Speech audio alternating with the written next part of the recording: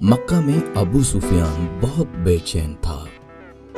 आज कुछ होने वाला है। उसकी नजर आसमान की तरफ बार बार उठ रही थी।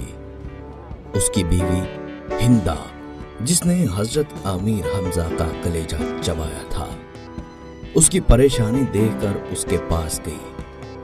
कहने लगी, क्या बात है, क्यों परेशान हो? अबू सुफियान चौंका, कुछ नहीं, तबीयत घबरा रही है, मैं जरा घूम के आता हूं। ये कहकर वो घर के बैरूनी दरवाजे से बाहर निकल गया। मक्का की गलियों में से घूमते घूमते वो उसकी हद तक पहुंच गया। अचानक उसकी नजर शहर से बाहर एक वसीम मैदान पर पड़ी। हजारों मशालें रोशन थीं। लोगों की चहल पहल उनकी रोशनी में नजर आ रही थी और भिन भिनाहट की आवाज थी, जैसे सैकड़ों लोग धीमी आवाज में कुछ पढ़ रहे हों। उसका दिल धक से रह गया था। उसने फैसला किया कि वो करीब जाकर देखेगा ये कौन लोग हैं। इतना तो वो समझ ही चुका था कि मक्का के लोग तो गाफिलों की नींद सो रहे हैं और ये लश्कर यकीनन मक्का पर चढ़ाई के लिए ही आया है। वो जानना चाहता था कि ये कौन है। वो आहिस्ता आहिस्ता ओट लेता उस लश्कर के काफी करीब पहुंच चुका था। कुछ लोगों को उसने पहचान लिया था। ये उसके अपने ही लोग थे जो मुसलमान हो चुके थे और मदीना हिजरत कर चुके थे। उसका दिल डूब रहा था। वो समझ गया था कि ये लश्कर मुसलमानों का है और यकीनन मोहम्मद सल्लल्लाहु अलैहि वसल्लम अपने जान निसारों के साथ मक्का आ पहुंचे थे। वो छुपकर हालात का जायजा ले ही रहा था कि अकब से किसी ने उसकी गर्दन पर तलवार रख दी।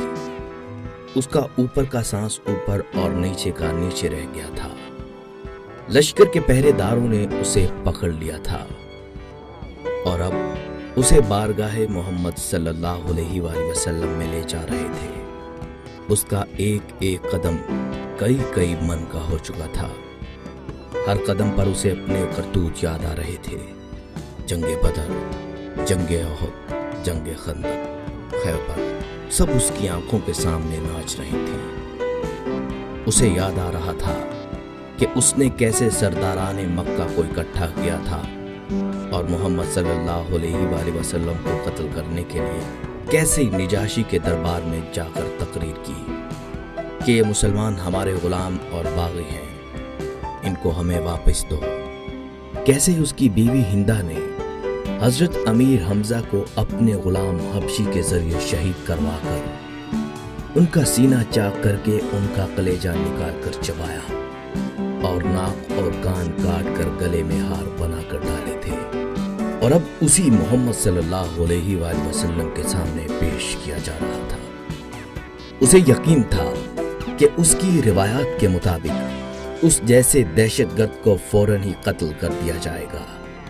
उधर बारगाहे रहमतुल्लिल आलमीन हजरत मोहम्मद सल्लल्लाहु अलैहि वसल्लम में सहाबा कराम मौजूद थे और सुबह के इक़दामात के बारे में मशावरा चल रही थी कि किसी ने आकर अबू सुफियान की गिरफ्तारी की खबर दे दी। अल्लाहु अकबर, खैमा में नारे तकबीर बुलंद हुआ। अबू सुफियान की गिरफ्तारी एक बहुत बड़ी खबर और कामयाबी थी। खैमा में मौजूद उमर बिन खत्ताब उठकर खड़े हुए और तलवार को मयान से निकालकर इंतहाई जोश के आलम में बोले, इस बदबख्त को कत्ल ही कर देना चाहिए। सारे फसाद की जड़ ही यही है। चेहरा मुबारक रहमतुल्लिल आलमीन सल्लल्लाहु अलैहि वसल्लम पर तबस्सुम नमूदार हुआ और उनकी दिलों में उतरती हुई आवाज गूंजी, बैठ जाओ उमर, उसे आने दो। उमर इब्ने खत्ताब आंखों में गजब लिए हुक्म रसूल सल्लल्लाहु अलैहि वसल्लम की अताअत में बैठ तो गए कि उनका बस चलता तो अबू सुफियान के टुकड़े टुकड़े कर डालते। इतने में पहरेदारों ने बारगाहे रसालत सल्लल्लाहु अलैहि वसल्लम में हाजिर होने की इजाजत चाहिए। इजाजत मिलने पर अबू सुफियान को रहमतुल्लिल आलमीन सल्लल्लाहु अलैहि वसल्लम के सामने इस हाल में पेश किया गया कि उसके हाथ उसी के अमामे से उसकी पुश्त पर बंधे हुए थे। चेहरे की रंगत पीली पड़ चुकी थी। اور اس کی آنکھوں میں موت کے سائے لہرا رہے تھے۔ اور اصحاب رسول صلی اللہ علیہ وآلہ وسلم نے ایک عجیب جملہ سنا، اس کے ہاتھ کھول دو اور اس کو پانی پلاؤ۔ فرمایا بیٹھ جاؤ ابو سفیان۔ ابو سفیان ہارے ہوئے جواری کی طرح گرنے کے انداز میں خیمہ کے فرش پر بچھے قالین پر بیٹھ گیا۔ پانی پی کر اس کو کچھ حوصلہ ہوا تو نظر اٹھا کر خیمہ میں موجود لوگوں کی طرف دیکھا۔ عمر ابن خطاب رضی اللہ تعالیٰ عنہ کی آنکھیں غصہ سے سرخ تھیں۔ ابو بکر ابن قحافہ کی آنکھوں میں اس کے لیے افسوس کا تاثر تھا۔ عثمان بن عفان رضی اللہ تعالیٰ عنہ کے چہرے پر عزیز داری کی ہمدردی اور افسوس کا ملا جلا تاثر تھا۔ حضرت علی رضی اللہ تعالیٰ عنہ کا چہرہ سپاٹ تھا۔ اسی طرح باقی تمام اصحاب کے چہروں کو دیکھتا دیکھتا آخر کار اس کی نظر محمد صلی اللہ علیہ وآلہ وسلم کے چہرہ مبارک پر آ کر ٹھہر گئی، جہاں جلالت و رحمت کے خوبصورت امتزاج کے ساتھ کائنات کی خوبصورت ترین مسکراہٹ تھی۔ کہو ابو سفیان، کیسے آنا ہوا؟ ابو سفیان کے گلے میں جیسے آواز ہی نہیں رہی تھی۔ بہت ہمت کر کے بولا، میں اسلام قبول کرنا چاہتا ہوں۔ عمر ابن خطاب ایک بار پھر اٹھ کھڑے ہوئے۔ یا رسول اللہ صلی اللہ علیہ وآلہ وسلم، یہ شخص مکاری کر رہا ہے، جان بچانے کے لیے اسلام قبول کرنا چاہتا ہے۔ مجھے اجازت دیجیے میں آج اس دشمن ازلی کا خاتمہ ہی کر دوں۔ آپ صلی اللہ علیہ وآلہ وسلم نے فرمایا، بیٹھ جاؤ عمر۔ بولو ابو سفیان، کیا تم واقعی اسلام قبول کرنا چاہتے ہو؟ جی یا رسول اللہ صلی اللہ علیہ وآلہ وسلم، میں اسلام قبول کرنا چاہتا ہوں۔ میں سمجھ گیا ہوں کہ آپ صلی اللہ علیہ وآلہ وسلم اور آپ کا دین بھی سچا ہے اور آپ کا خدا بھی سچا ہے، اس کا وعدہ پورا ہوا۔ میں جان گیا ہوں کہ صبح مکہ کو فتح ہونے سے کوئی نہیں بچا سکے گا۔ چہرہ رسالت مآب صلی اللہ علیہ وآلہ وسلم پر مسکراہٹ پھیلی۔ ٹھیک ہے ابو سفیان، تو میں تمہیں اسلام کی دعوت دیتا ہوں اور تمہاری درخواست قبول کرتا ہوں۔ جاؤ، تم آزاد ہو۔ صبح ہم مکہ میں داخل ہوں گے انشاءاللہ۔ میں تمہارے گھر کو، جہاں آج تک اسلام اور ہمارے خلاف سازشیں ہوتی رہیں، جائے امن قرار دیتا ہوں۔ جو تمہارے گھر میں پناہ لے گا وہ محفوظ ہے۔ ابو سفیان کی آنکھیں حیرت سے پھٹی جا رہی تھیں۔ اور مکہ والوں سے کہنا، جو بیت اللہ میں داخل ہو گیا اس کو امان ہے، جو اپنی کسی عبادت گاہ میں چلا گیا اس کو امان ہے، یہاں تک کہ جو اپنے گھروں میں بیٹھا رہا اس کو امان ہے۔ جاؤ ابو سفیان، جاؤ، جا کر صبح ہماری آمد کا انتظار کرو اور کہنا مکہ والوں سے کہ ہماری کوئی تلوار میان سے باہر نہیں ہوگی، ہمارا کوئی تیر ترکش سے باہر نہیں ہوگا، ہمارا کوئی نیزہ کسی کی طرف سیدھا نہیں ہوگا، جب تک کہ کوئی ہمارے ساتھ لڑنا نہ چاہے۔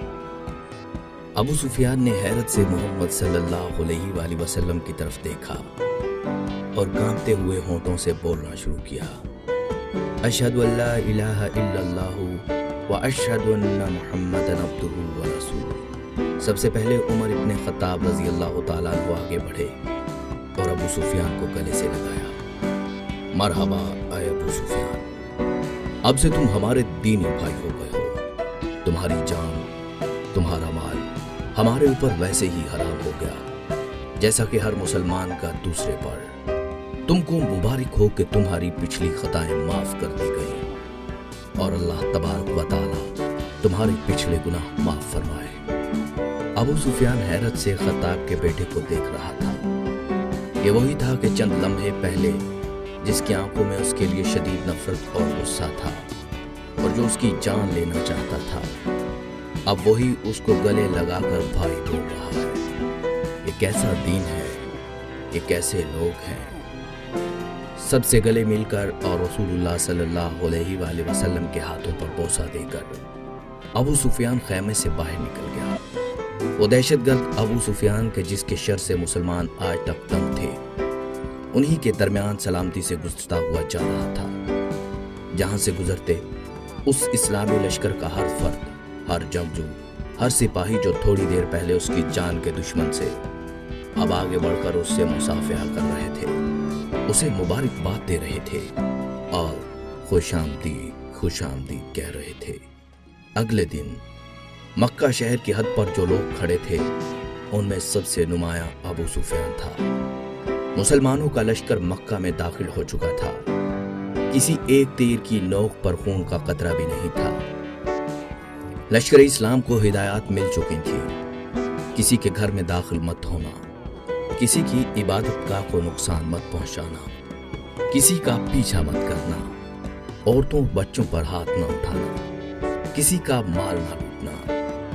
बिलाल हबशी रजी अल्लाह ताला अन्हु आगे आगे ऐलान करते जा रहे थे, मक्का वालों, रसूल खुदा सल्लल्लाहु अलैहि वसल्लम की तरफ से आज तुम सब के लिए आम माफी का ऐलान है।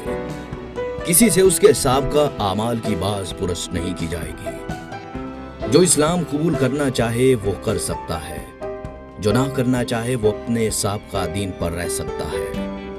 सबको उनके मजहब के मुताबिक इबादत की खुली इजाजत होगी। सिर्फ मस्जिद हराम और उसकी हदूद के अंदर बुत परस्ती की इजाजत ना होगी। किसी का जरिया माश नहीं छीना जाएगा, किसी को उसकी जायदाद से महरूम नहीं किया जाएगा। गैर मुस्लिमों के जानो माल की हिफाजत मुसलमान करेंगे। ऐ मक्का के लोगों, हिंदा अपने घर के दरवाजे पर खड़ी लश्कर इस्लाम को गुजरते देख रही थी। उसका दिल गवाही नहीं दे रहा था कि हजरत हमजा का कत्ल उसको माफ कर दिया जाएगा। लेकिन अबू सुफियान ने तो रात यही कहा था कि इस्लाम कबूल कर लो, सब गलतियां माफ हो जाएंगी। मक्का फतह हो चुका था, बिना जुल्म व तशद्दुद, बिना खून बहाए, बिना तीरों तलवार चलाए। लोग जोग दर जोग इस आफाकी मजहब को इख्तियार करने लगे और रसूलुल्लाह सल्लल्लाहु अलैहि वसल्लम की रसालत का इकरार करते मस्जिद हराम के सहन में जमा हो रहे थे।